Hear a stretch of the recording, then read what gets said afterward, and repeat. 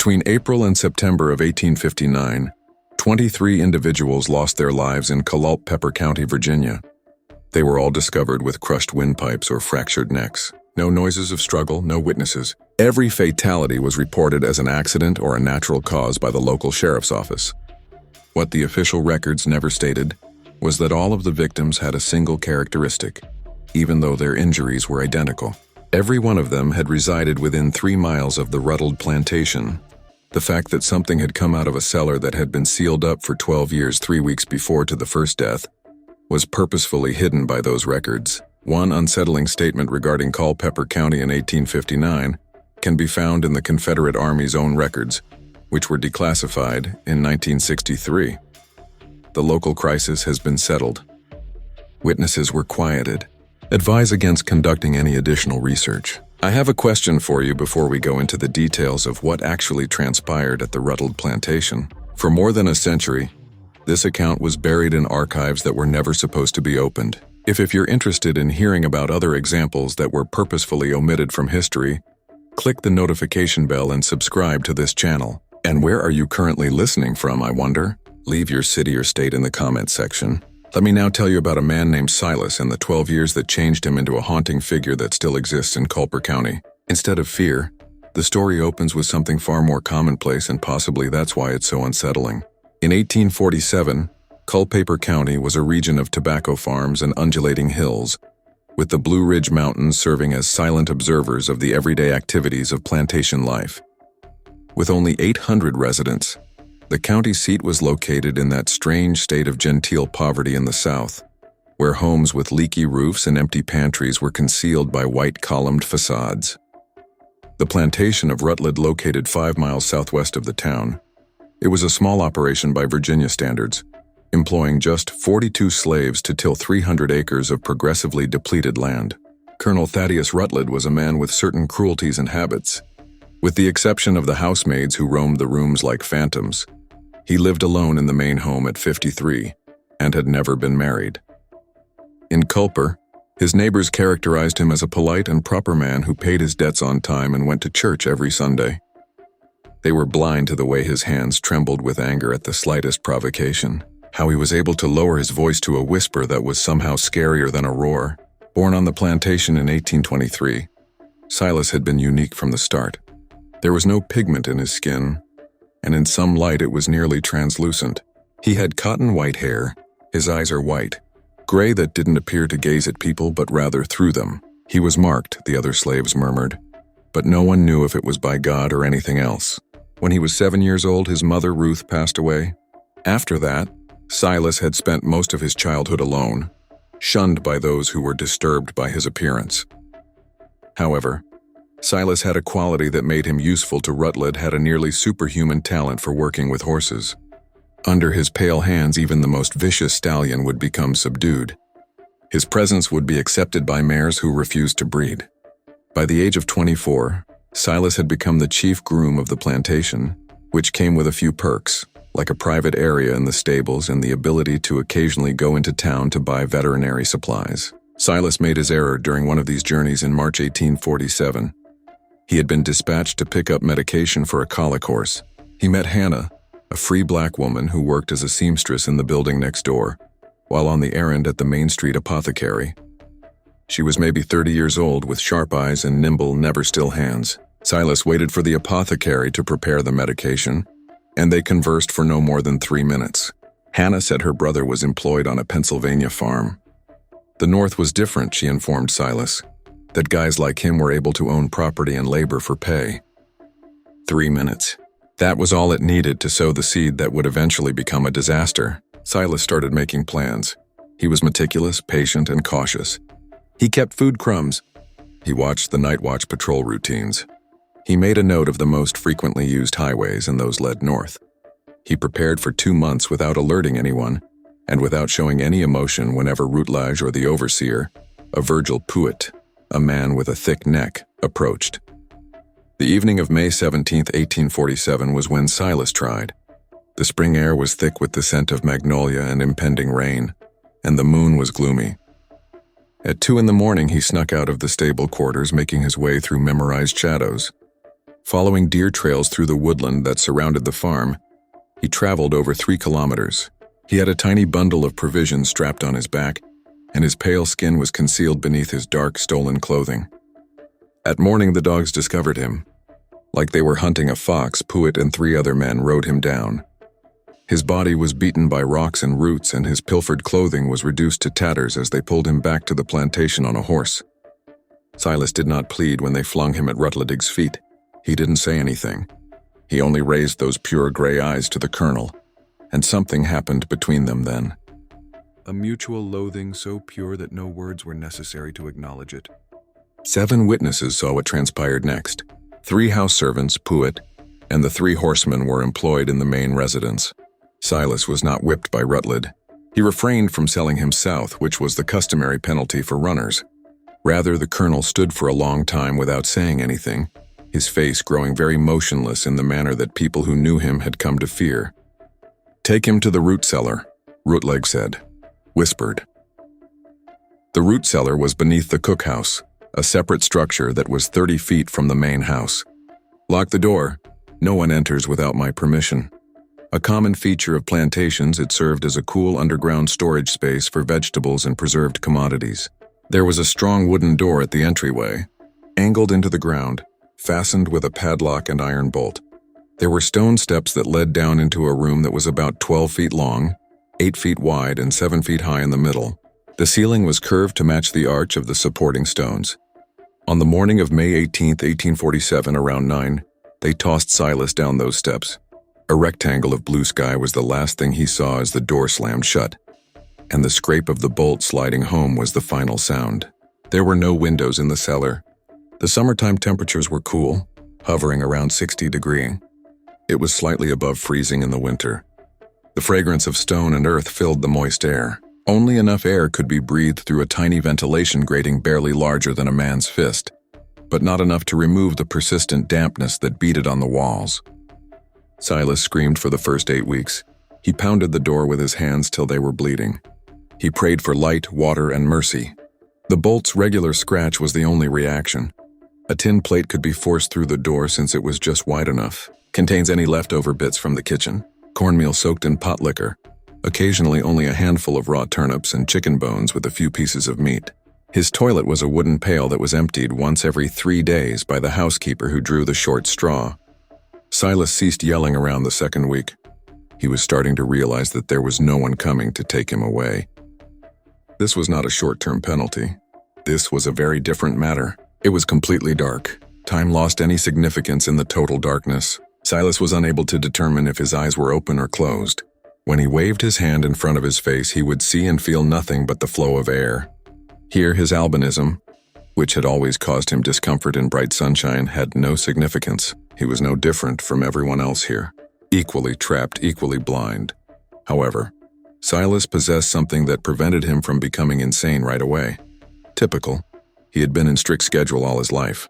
The daily schedule of enslaved labor, which lasted from before. In the beginning, it was just to stay warm and ward off the wet cold that crept into his bones. With one hand following the stone wall, he paced the cellar's perimeter, measuring 12 feet by 8 feet and counting his steps. A circuit took 47 steps to complete. He continued walking till his legs hurt. Then, when the young men sought to gain strength, he paused and did what he had observed them doing in the quarters.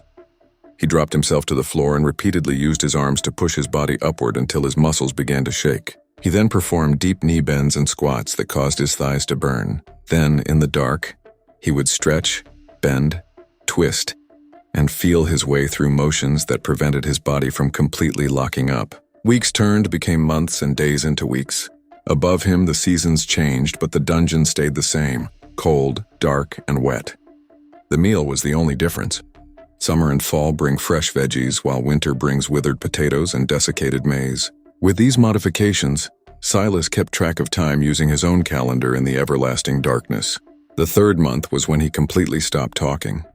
He had no one to talk to, and even talking to himself felt awkward, as if it were an infringement on the quiet. Rather, he lived inside his own mind, vividly reliving memories. Every horse he had ever trained was in his memory. He recalled the visage of his mother, who had been dead for 17 years. He recalled the voice of Hannah describing Pennsylvania, a state he would never visit. And he recalled the last glimpse of Rutledge's face before the cellar door shut.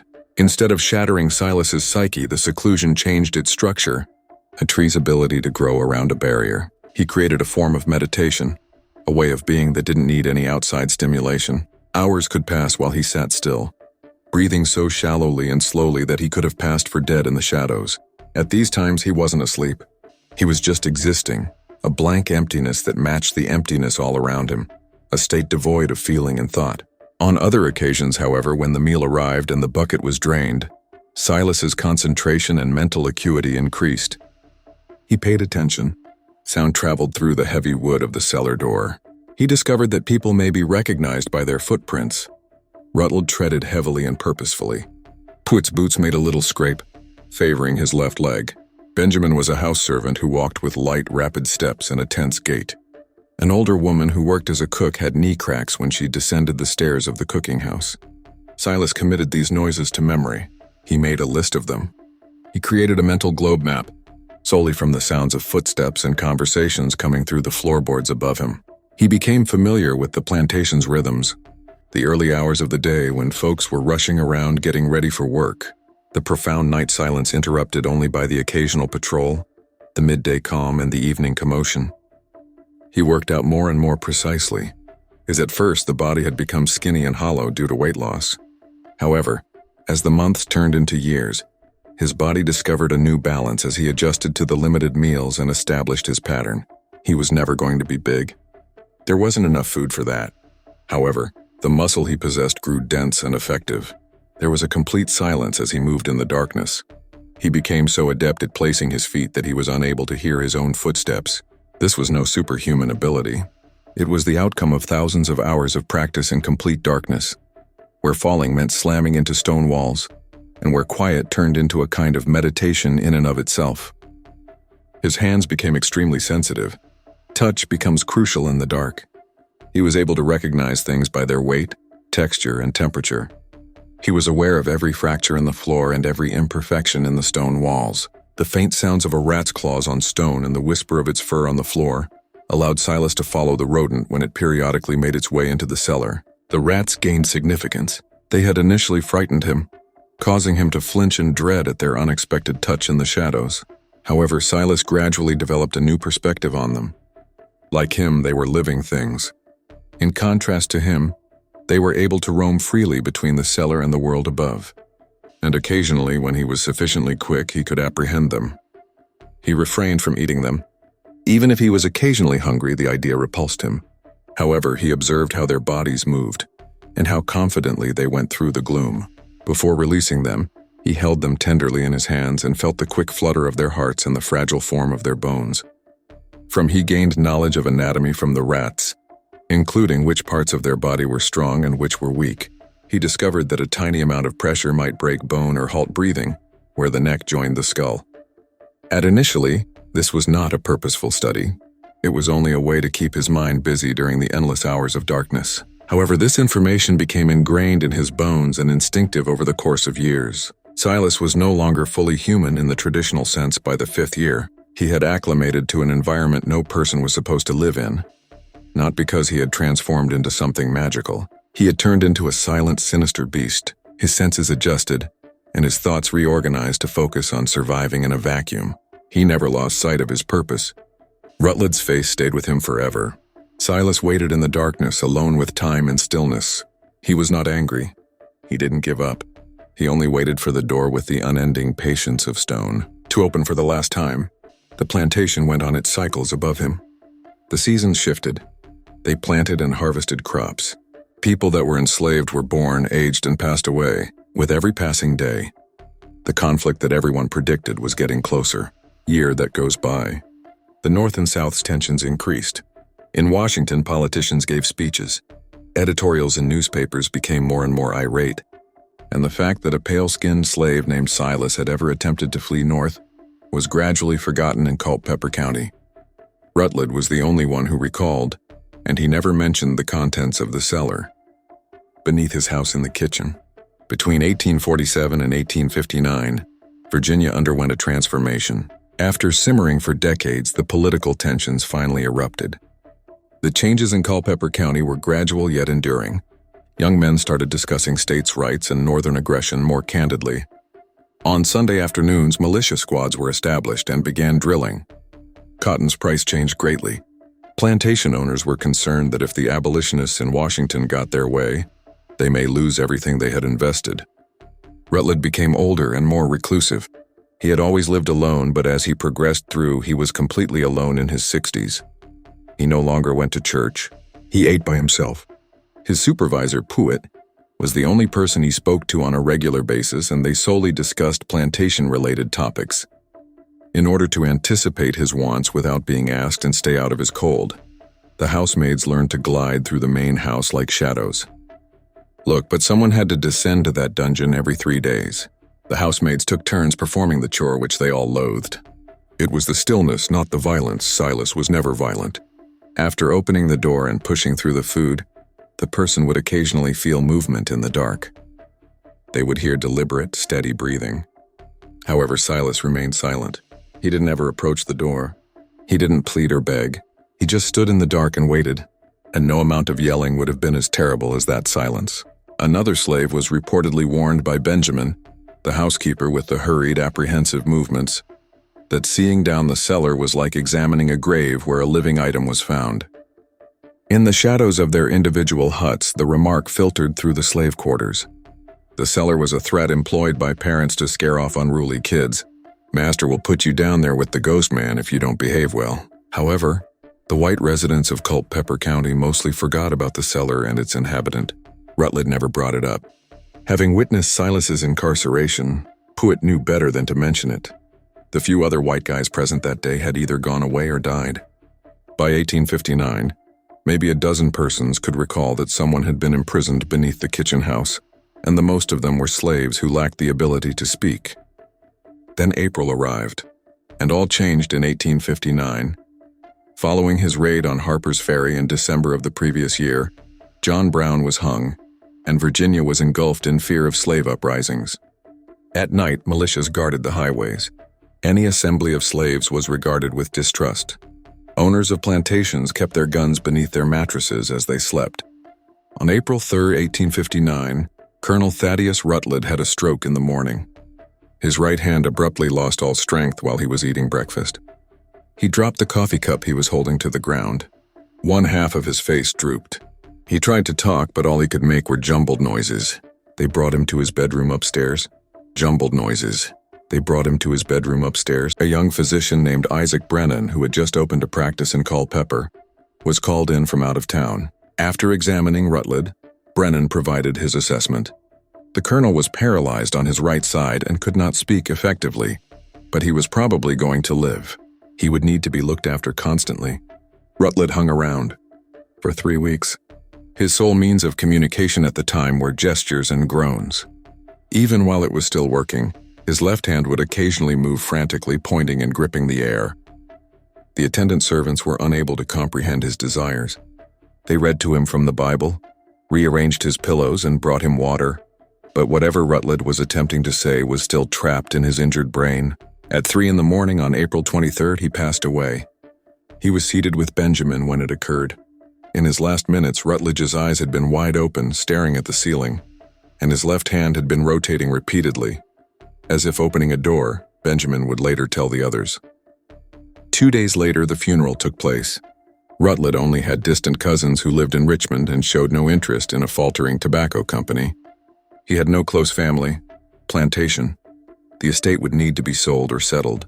Although Puett continued to serve as a temporary overseer, everyone was aware that the plantation was completed. Aware that they will probably be sold to cover Rutledge's debts, the enslaved individuals eagerly awaited word on their destinies. The cellar was completely forgotten during this time of uncertainty. The strict protocols that had ruled life for decades started to crumble with Rutledge dead and the plantation in ruins. Food was never taken to the cellar under the cooking house. The daily feeding just stopped, but the door stayed locked. Silas didn't get any food at all for 3 days. This wasn't totally out of the ordinary. The feeding regimen had been erratic at times throughout the years. However, this was not like the others. Silas started to realize that something had changed on the 4th day. Above him, the noises were incorrect. Too many voices, too many footsteps, too much action. After then, There was virtually nothing during the entire day and night. There was a spooky silence, no voices, no footsteps. The majority of the enslaved individuals had been brought to town and lined up to be evaluated by a slave trader who would buy them and take them south. But Silas was unaware of this. The personnel at the plantation was reduced to a skeleton. An old cook who was too old to sell for much at auction, 2 field workers, and Puet. 5 days after Rutledge's passing, on the evening of April 28th, a young man named Thomas, one of the field laborers, was assigned the duty of inspecting the kitchen house to determine what supplies were left. He was not a domestic worker. He had only been employed for 8 months at the Rutledge plantation, which he had acquired from a Louisa County farm. No one had ever told him about the cellar or what was in it. The sun was sinking when Thomas stepped into the kitchen house. It felt like an abandoned building. The hearth's fire was cold and the worktops were exposed. He was searching for something of value that he could either keep or sell. He rummaged through cabinets and storage bins, his lamp casting shifting shadows across the walls. He nearly missed the door that was partially concealed behind a shelf unit and set into the floor close to the back wall. The padlock was corroded and ancient. When Thomas impulsively tried it, he was shocked to discover that the mechanism was worn down after 12 years of moisture and neglect, and the lock was loose. The lock opened with a vigorous tug. The angled door was raised by Thomas. From below came a stench. It smelled like a location that had been kept closed up from light and air for too long, yet it wasn't quite rot. "Anyone there?" he cried down, holding his lamp over the aperture. He was met with silence. Thomas paused. He should inform Puet of this, but he descended the stone steps into the darkness out of curiosity and maybe a suppressed rebellious instinct. Slowly his lamp lit up the room. He initially saw only shadows and empty stone. He then noticed the bucket, the tin plate, and at last a figure sitting with its back against the wall in the far corner. What Thomas saw when he lifted the lamp higher would follow him for the rest of his life. A man was depicted incredibly skinny, with skin so pale that it seemed to faintly glimmer in the lamplight. His shoulders were covered in white hair. At first, Thomas believed he could be dead because his eyes were closed and his breathing was so feeble. However, when those eyes opened, Thomas noticed that they were a light gray, nearly colorless, and they were staring at him with complete clarity and without any surprise. Whispering, "My God," Thomas said. The person did not respond when asked, "How long have you been down here?" It remained still. It just cast its awful waiting eyes on Thomas. Suddenly, in a way he could not describe, Thomas retreated toward the steps. It wasn't a dude. Before the darkness transformed him into something else, this monster had been a man. Thomas took off running. He hurried through the encroaching darkness to find Puet, leaving the door open and the bulb out. The remarks poured out in a muddled rush as he eventually found the overseer in the main house, searching through Rutledge's documents. "Someone is in the basement beneath the kitchen. I'm not sure how long he's been alive, but Thomas had trouble speaking. He is mistaken. There is a problem with him." Puet's expression froze. After setting down the papers he had been reading, he took a good look at Thomas. "The cellar was opened by you. The lock was broken by corrosion." "I had no idea. No one informed me." "Has he emerged?" "He's simply sitting there." "No, he can't, in my opinion." Puet grabbed his shotgun from where it leaned against the wall, moving more quickly than Thomas had anticipated. "Show me." But together they went back to the kitchen home. Ready as Puet's shotgun, there was an open cellar door. The room below was dimly lit by Thomas's abandoned lamp, which was still blazing on the steps. Puet stepped over and peered down. The tin plate sat in the middle of the floor and the cellar looked deserted. The figure Thomas had seen was gone, as if it had never been there, but the bucket was in its corner. "He's where?" Puet insisted. "There he was, in the corner. I promise." There was a faint sound coming from outside, the kitchen house porch's gentle creak of a floorboard. Puet raised his shotgun and spun toward the entrance, calling out, "Come out." Nothing changed when I said, "Come out now or I'll shoot." The night had become darker. It was becoming late, and it was dark outside the kitchen house door. Puet moved forward a step, then another. With his heart pounding, Thomas remained behind him. They called to the other 2 men on the farm for assistance and searched for an hour with additional lighting, but they were unable to find anything. Other than the fact that the cellar was unquestionably empty, there was no pale figure, no footprints, and no sign that anyone had left. "Perhaps he passed away," Thomas muttered. "Perhaps I saw a body, yet he appeared to be alive." By nightfall, however, Pruitt had persuaded himself that Thomas had been wrong, had seen shadows and had seen a figure in the darkness. They locked the cellar door again and tried to forget about it. They wouldn't care about any of this in a few weeks because the plantation was being sold anyhow. However, they were unaware that Silas had left the cellar as soon as Thomas had rushed up the stairs, moving silently up and out into the night, his eyes quickly acclimating to the darkness that was still brighter than anything he had seen in 12 years, and vanishing into the woods that surrounded the plantation, moving between the trees like smoke. His pale skin, and for the first time in 12 years, Silas was free. His white hair making him almost invisible in the moonlight filtered through the leaves. He had a mental list of all the people who had placed him in that cellar or kept him there, beginning with Pruitt, written in the darkness over thousands of hours. The first death happened on May 2, 1859, 4 days after the cellar had been opened. The elderly cook who had come to begin her morning chores discovered Virgil Pruitt in the barn at dawn. She was crossing the yard when she saw the barn door standing open, which was unusual because Pruitt was careful to secure the animals at night. She cautiously approached and looked inside, and what she saw caused her to scream so loudly that it caused Thomas and the other field hand, a man named Samuel, to run from opposite ends of the barn property. At first glance, it seemed as though Pruitt was just resting, but as Thomas got closer, he noticed that his head was tilted too far to one side, and when he touched the body to try to wake him, his head lulled loosely, causing Thomas to jerk his hand back with a gasp. Pruitt was sitting upright against one of the stall doors, his eyes wide open, his mouth slightly ajar. The horses in their stalls were quiet. The barn was untouched. Pruitt's shotgun was leaning against the wall 5 feet away, both barrels still loaded, and there were no evidence of struggle.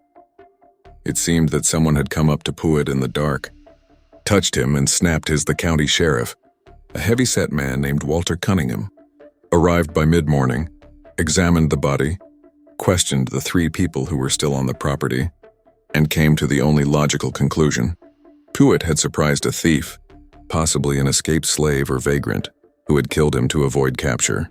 He had been stabbed in the neck with a single precise movement before he could react or cry out. Cunningham organized a search party, and 15 men on horseback with dogs searched the woods surrounding the plantation. But they found nothing, no tracks, no campsites, and no indication that anyone had been hiding in the forest. The fact that nothing was taken suggested that the murderer had been stopped before finishing the heist. The search was called off after 2 days, and the plantation was locked up until the final sale, with Thomas, Samuel, and the cook sent to a holding house in town to await the auction. The Ruddled property sat empty for 2 weeks, with the house gradually being reclaimed by dust and silence. Pruitt was buried in the Culpeper Cemetery. A farmer named John Keller, whose farm was 2 miles from the Ruddled plantation, was discovered dead in his field on May 17th, precisely 12 years to the day after Silas had been locked in the cellar. Keller had been a minor player in local affairs, notable primarily for his aggressive participation in slave patrols. He was a 52-year-old widower with 3 grown sons who worked the farm alongside him. When his sons went to wake him on the morning of May 17th, they discovered his bedroom empty, the bed unmade, and the back door standing open. An hour later, they discovered him lying face down in the tobacco field with a broken neck, just like Pruitt, but Keller had obviously attempted to fight. His shirt was torn, his hands were cut and bruised, but whatever had killed him had been swift and overwhelming. The sheriff estimated that he had been dead since after midnight, and Cunningham was more disturbed by this death than Pruitt's. Keller's farm was safe, and the man had been a light sleeper who was suspicious of other people stealing his property. A level of stealth and planning that didn't fit with the theory of a random vagrant was suggested by the house lure or force him outside and kill him without waking his 3 sons sleeping in the adjacent room. The sheriff started looking for patterns after discovering 2 deaths by broken neck, both of which involved men who had some connection to plantation operations. He took out the records from Rutledge's estate and noticed something that made him stop. A runaway slave had been apprehended and imprisoned in a cellar beneath Rutledge's kitchen house 12 years prior, almost to the day. Cunningham rode out to the now vacant plantation, located the kitchen house with its padlocked cellar door, broke the lock, and went into the dark with a lamp. Days were counted, years were tallied, and the sheriff climbed back up into the sunlight, feeling very uneasy. The room was empty, but the air had that special smell of long human habitation. Someone had scratched marks into the stone on one wall, hundreds and hundreds of marks arranged in groups of 7. He looked more closely at Rutledge's records and saw a notation from 1847 that said, Silas Albino 24 was attempted escape secured. Cunningham started to suspect him because there were no more entries regarding Silas. No sale, no death, nothing. He found Benjamin, who was now owned by a merchant in town. After searching 3 counties, and although Benjamin was reluctant to speak, he eventually confirmed what Cunningham suspected in a voice that was hardly more than a whisper. Silas had been kept in that cellar for 12 years, fed only enough to survive and never allowed to leave. The only person who ever saw it was the one who shoved food through the door every 3 days. When Rutledge passed away, Cunningham inquired, but no one remembered, according to Benjamin. With everything going on, the feeding simply stopped. Thomas then discovered the cellar open, and he claimed that someone was down there, but Pruitt looked and saw nothing. How long? Perhaps an hour passed between Thomas opening the door and Pruitt checking. Thomas hurried over, took his time persuading Pruitt, and then they reunited. An hour is more than enough time. Cunningham calculated the likelihood that someone would climb out and vanish. Silas would now be 36 years old. An albino man with white hair and light complexion would be unique and remarkable. But Cunningham had not heard of anyone who fit that description. Naturally, if a 36-year-old black man with white hair and light skin was wanted for questioning, proceed with caution. He was suspected of 2 murders. The sheriff sent out a notice to all nearby counties, stating that the man was moving at night, avoiding roads and staying in the forest.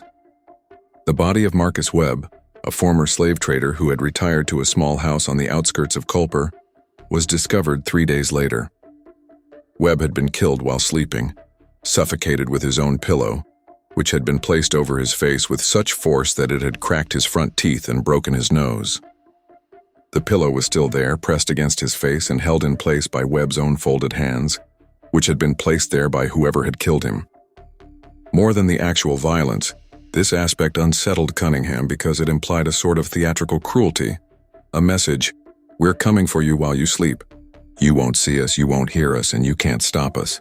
At first, the victims appeared random, but as Cunningham looked further, he discovered connections. The killings continued into May and into June, always at night, always abrupt, and occasionally involved a broken neck or suffocation. One man was found drowned in his own horse trough, held under until he stopped struggling. Somebody was working through a list. Someone was delivering very specific retribution, and that someone moved through Culpeper County like a ghost, invisible, silent, striking without warning, and disappearing without trace. The panic started slowly, then picked up speed. Each victim had either worked for the Rutledge Plantation at some point, served on slave patrols, or had been involved in the capture of runaways. The town began to move in with family members in search of safety in large numbers. Men slept with firearms. Patrols were set up, but they discovered nothing. The murdering just went on, meticulous and unabated, and by July 19th, people had died. A former Army officer named Captain Edward Hayes, who had tracked guerrillas during the battles in Bleeding, Kansas, was dispatched by Richmond as a special investigator after newspapers picked up the story. Hayes established headquarters in Culpeper and started a methodical investigation, interviewing witnesses, examining the pattern of deaths, and reaching a conclusion that he privately discussed with Sheriff Cunningham. Whoever is doing this has military-level discipline. This isn't random violence. This is an execution list. You think it's this, Silas? Cunningham questioned. I think it's someone who has been planning this for a very long time, Hayes said. They're patient. They're carefully planning each kill, and they're operating with a specific objective. And I think we're running out of time to stop them. Hayes was correct. When the killer reached the end of their list, what would happen? Captain Hayes put in place a plan that was as much psychological warfare as practical defense. The deaths now had a rhythm that suggested they were building towards something. People who had any connection to the Rutledge Plantation between 1847 and 1859 were asked to come forward and report to his office for protection after he posted notices in the Culpeper Observer and posted them throughout the county. The response was telling. 47 people came forward, their faces pale with fear. each certain that they might be next on the list of invisible killers. Hayes grouped them into groups and housed them in the town's three largest buildings: the courthouse, the Methodist. The town waited its breath, but nothing occurred. The church and the Masonic Hall had armed guards at each door, and no one was permitted to leave after sunset. This was essentially a self-imposed prison, meant to keep potential victims secure while luring the murderer out for 5 nights. Then on July 23rd, one of the guards at the Methodist church was discovered dead at his post, his neck broken, his body arranged in his chair so that from a distance he looked to be sleeping, and the murderer had walked past him, gone inside, and gone again without anyone inside hearing. A list of names was written in precise, careful letters in chalk on the wall. 19 of the names had been crossed out because the victims had already died, leaving 28 names. At the top of the list, 3 times underlined, was a name that made Hayes swear: Benjamin Rutledge. "Who is that?" Cunningham inquired. Hayes reviewed his notes. Rutledge's cousin, who resides in Richmond, inherited the property upon Rutledge's death and promptly sold it. He also approved the sale of all the slaves. The reply arrived 3 hours later. Hayes grimly corrected, "He's not here. He's in Richmond." Benjamin Rutledge had departed Richmond 2 days before, going to Culper to meet with lawyers on some outstanding property disputes. "I'll need to send a telegram immediately." As the hotel owner yelled protestations behind them, Hayes kicked open the door to room 7 and halted. He was staying at the Chapman Hotel on Main Street, room 7, second floor. Hayes and Cunningham rushed into the hotel and took the stairs 2 at a time. Hayes came slowly toward Benjamin Rutledge, a slender man in his early 40s, sitting in a chair near the window, staring out at the street below, wearing a pricey suit that hung loosely on his frame, and he didn't turn when they entered, didn't move at all. "Rutledge?" No answer. The window was open and Hayes leaned out and touched the man's shoulder, causing his body to tilt forward before thumping heavily to the floor. His neck broken, his spine severed so completely that his head had been holding on by skin alone. A light wind rustled the curtains and Hayes peered out at the alley below, which was deserted save for shadows. He climbed up the outside of the building, saying softly, "There are marks in the dust on the windowsill, handprints pale against the dark wood." The second-floor brick wall had no handholds. He scaled it as if it were nothing. This death was a game-changer. The killer wasn't just moving through the county undetected. He was capable of physical feats that seemed impossible. In addition, he had climbed an exterior wall, entered a guarded building in the middle of the day, killed a man in a second-floor room, and fled without anyone noticing. Businesses shuttered, the county effectively shut down, and 32 of the 47 people who had reported to Hayes for safety departed town completely as the terror that had been growing in Culper County descended into full hysteria. Families went to Richmond, Charlottesville, and wherever else that looked safer than staying.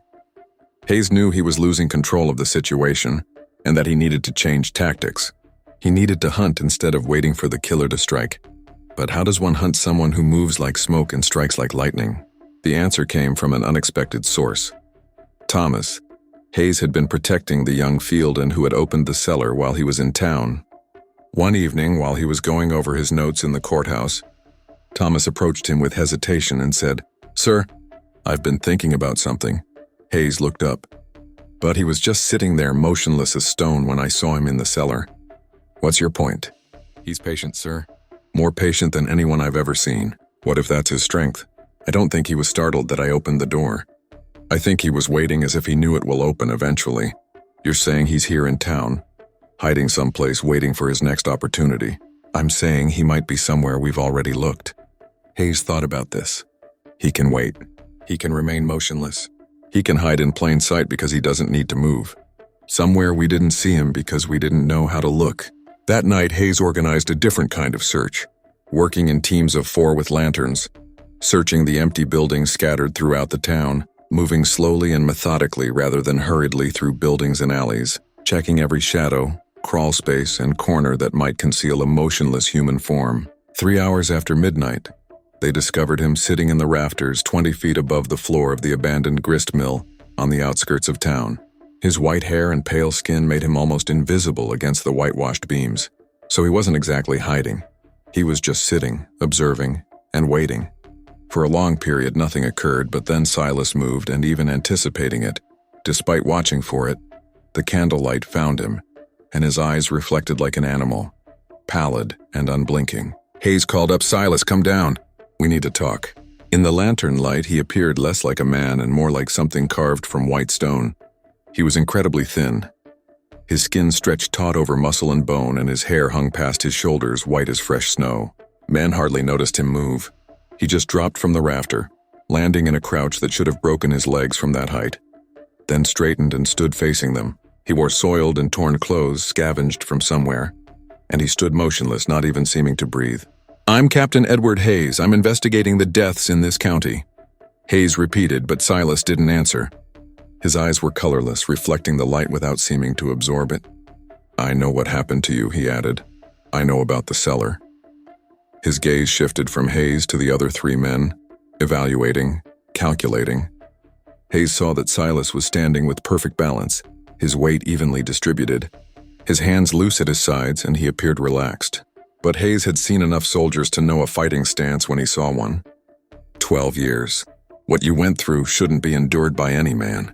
But you've killed 20 people, 20 men, and while some of them may have deserved it, Silas's face was expressionless and as blank as a piece of paper. It was like speaking to a statue. The first meaningful movement Silas made was to turn his head slightly. When he finally spoke, his voice was a hoarse whisper, rusty from lack of use. "Your anger, the law still applies. You understand that, don't you? You have to answer for what you've done." Hayes responded, "The law." Those two words were more disdainful than any amount of yelling could have expressed. "I am aware that it let you down. I am aware that Virginia's legal system permitted your incarceration. But two wrongs do not equal a right. You are unable to simply murder those who have harmed you. Why not?" Hayes discovered that he had no good response to the straightforward question. During the ensuing silence, one of the deputies, a young man named Peter, who had been tense since entering the mill, made a mistake and made a small, likely unconscious movement with his hand toward his pistol. However, Silas saw it, and in less than 3 seconds, he moved at a speed that seemed unthinkable for someone who had been sitting motionless just moments before, closing the distance to Peter by 15 feet before anyone could react. His hand flashed out, pressing in a precise manner, not striking against Peter's throat. Peter's eyes widened, his mouth opened in a silent gasp, and he fell to the ground. The other two deputies pulled out their pistols and fired, the muzzle flashes blinding, the shots deafening in the mill's enclosed space. But Silas had moved into the shadows and into the confusion. They found Peter barely alive after Silas pressed on his corroded artery and a particular spot on his neck, causing him to lose consciousness without breaking anything. In darkness, he was gone. He had been there one moment, and the next he had just vanished as completely as if he had never existed. It was a measured response not meant to. Hayes and his men carried out a thorough search of the mill, finding a small area in the rafters where Silas had obviously been living, a number of bottles of water, a collection of stolen food, and a piece of paper with a list of names written in meticulous script. The same list that had been on the church wall, but with notes next to each name, times, locations, and routines. The hunt grew more intense as Hayes brought in additional men from Richmond, set up checkpoints on all roads leading out of Cowper, posted guards at every building where potential victims were sheltered, and observed his victims for weeks, learning their habits and waiting for the right opportunity to strike. Days went by, then weeks, but Silas had learned patience in the cellar, to wait, to endure, to exist without action until the right moment came, and he was willing to wait as long as it took. The whole town was the fortress, and one pale killer was the army attempting to... The town was still under lockdown when August arrived, and some people started to think that Silas had run away because of the extra security.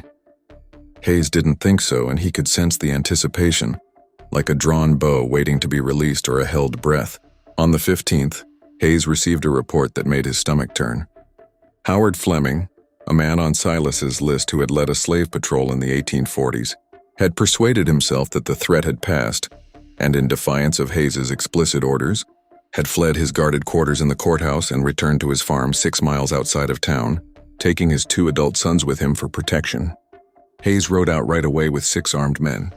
Upon arriving at Fleming's farm at dusk, they discovered the front door standing open and inside Howard Fleming and his 2 sons, who had all been killed within the last hour, their bodies still warm. with their necks broken with professional efficiency. However, what most troubled Hayes was a detail he nearly overlooked. It was a mirror of what Silas had been given in the cellar. Meager rations, just enough to survive, served on tin. 3 tin cups, each filled with water, were neatly lined in a row on the kitchen table, and a plate with 3 pieces of cornbread was placed next to them. When Hayes stood in that kitchen staring at the macabre display, he realized something that horrified him more than any of the violence he had seen. Silas wasn't murdering merely out of anger or retaliation. He was making statements. "This is what you gave me. Now I give it back."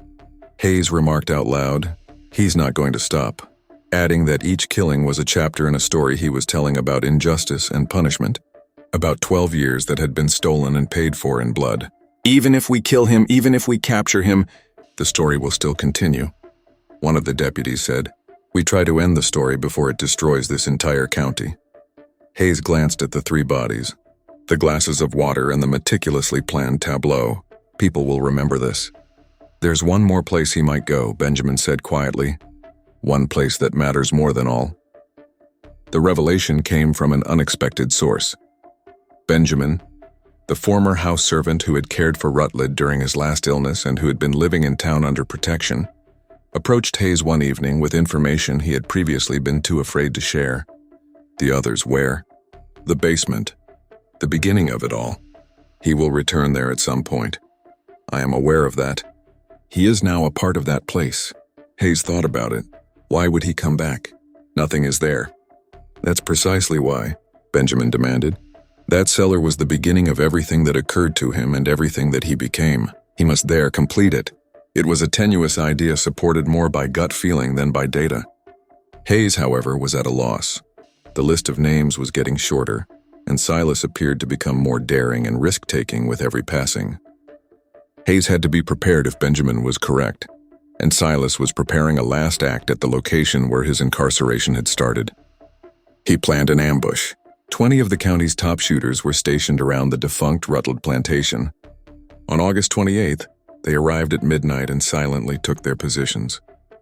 Hayes positioned men in the cookhouses surrounding trees, the barn, and the main house. Unlocked, slightly jarred, and an invitation, the cell door was left exactly how it had been discovered.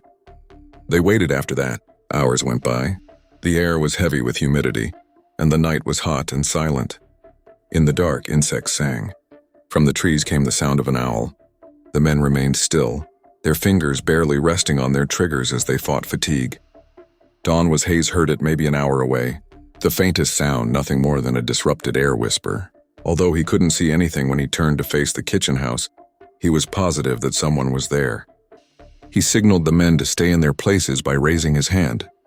Nothing moved for a few minutes, then so slowly that it appeared to be a trick of the waning darkness. From the shadows next to the cookhouse, a pale figure appeared. With the deliberate, leisurely stride of someone who had endless time, Silas crossed the yard. When he arrived at the cellar door, he stopped and placed his hand on the frame before descending the stairs into the shadows. Silas was able to fully enter the cellar as Hayes counted to 30. After that, he signaled. 20 guys with weapons lifted and motions as well coordinated as any military operation gathered on the cookhouse from all directions. First to arrive at the cellar door, Hayes called into the shadows. "It's over, Silas. Raise your hands so they are visible." He was met with silence.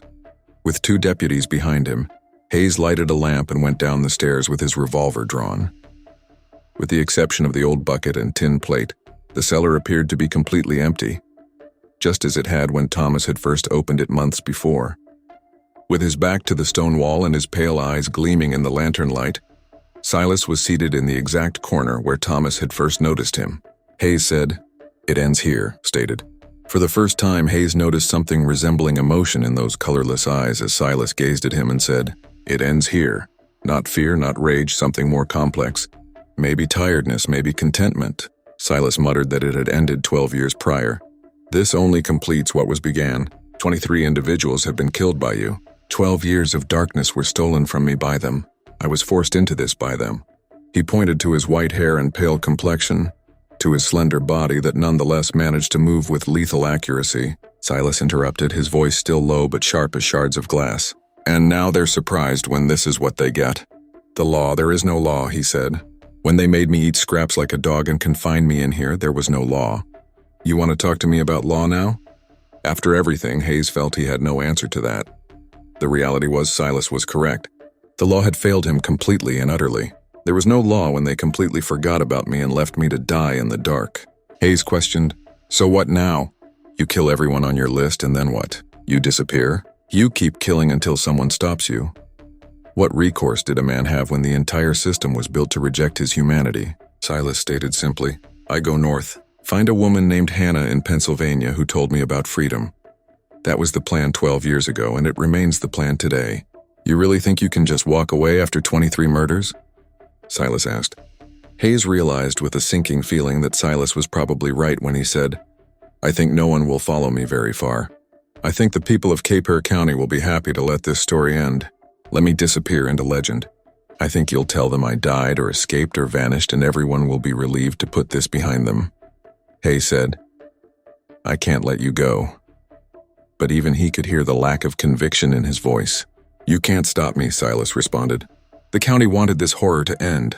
If Silas vanished and there were no more killings, most people would be happy to leave the mystery unexplained. "You brought 20 men, possibly more, and you believe that's sufficient?" "I've had 12 years to think about this moment," he said as he stood up, his movements smooth and deliberate. 12 years to prepare. Do you honestly believe that I entered this cellar without knowing how to exit it?" Prior to Hayes being able to, before anyone could react, Silas moved, not toward Hayes or the deputies, but toward a section of the wall that looked exactly like every other section, and when he pressed his hand against it, something changed. A section of the wall, maybe 3 feet square, pushed inward, exposing darkness beyond. Silas said, pausing at the opening, that the plantation was a part of the Underground Railroad. He looked back at Hayes. "I might have left at any moment after that, but I waited." Rutledge didn't know. His father had constructed this tunnel in 1820, linking the cellar to a root cellar in the woods half a mile away. "I finally found it after 3 years of examining these walls in the dark, inch by inch."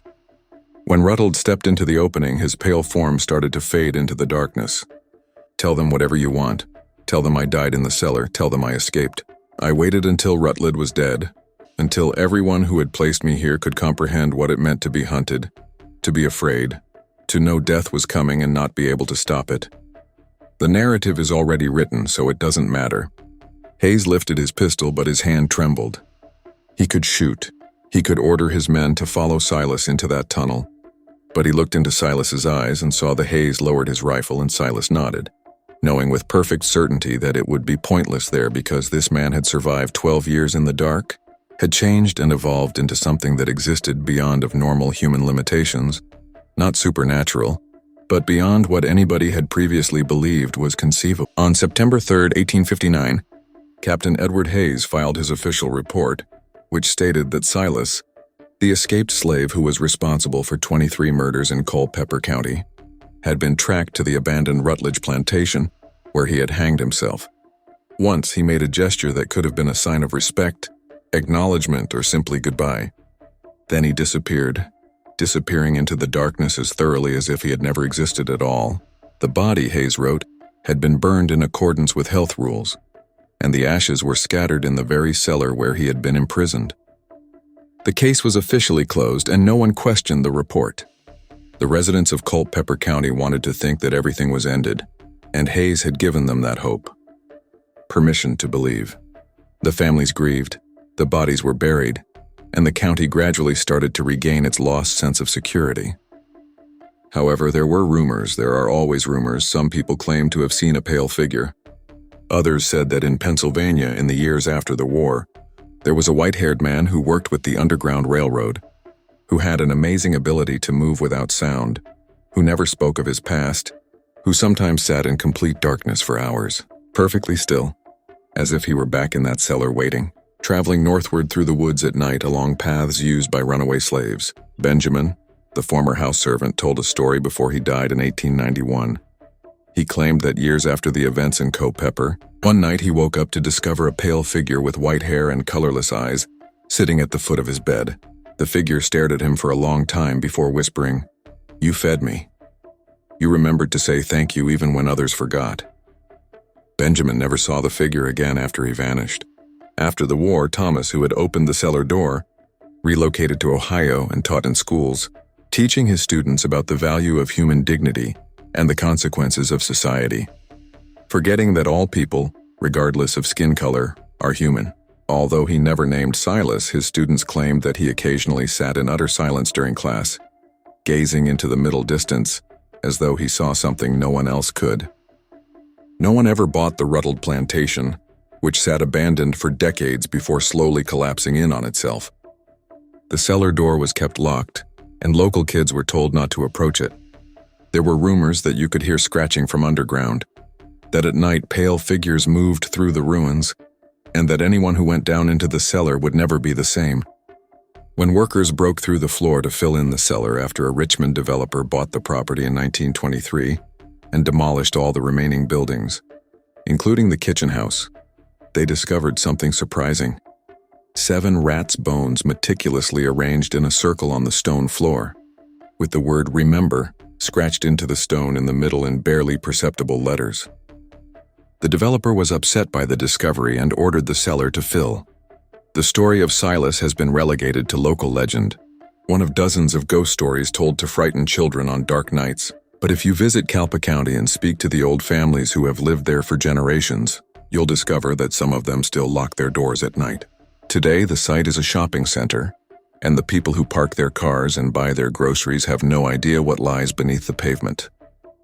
Because of the story their grandparents told them about the pale man who spent 12 years in the dark and came out as something that existed between man and shadow, between man and myth, some of them still check the shadows before they go to sleep. On some nights when the moon is dark and the air is still, people claim they can feel someone watching from the darkness. Not in a dangerous or violent way, just watching. Waiting as patient as a rock. A reminder that certain tales, regardless of how much we wish they would stop, but they never do. Like Silas, they merely wait in the dark. Did until someone let them out again by opening the door. According to official documents, Silas passed away in 1859. However, records may be inaccurate, and in the shadowy corners where history fails to search, where the erased and forgotten continue to speak their truths, and some claim he's still active and out there, north, still chasing the promised freedom 12 years too late. What do you suppose became of Silas? Was that cellar where he actually died? Or did he flee in search of his freedom? Have you ever dreamed? Tell us what you think in the comments section below.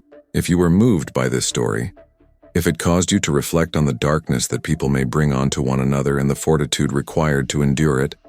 For more authentic tales that history attempted to conceal, click the like button and subscribe.